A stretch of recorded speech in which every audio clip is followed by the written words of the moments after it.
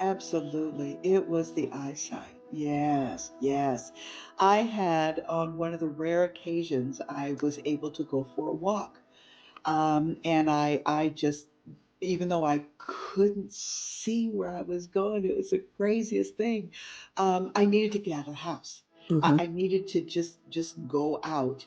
And I remember sitting on a park bench and just looking at, thinking that the night before when I went to bed, that this morning I would wake up and I would be able to see, and then not being able to see.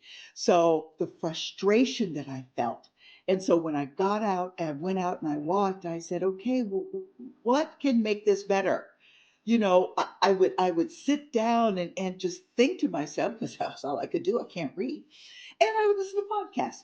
And I said, okay, so how can my life be better? What can I do to make it better? Because this isn't working. And I got to a point, Janet, where I said, where was I the most happiest? Mm-hmm. And I was the most happiest in my life when I lived in Washington State. And that's where I'm at right now, as I'm living in Washington State.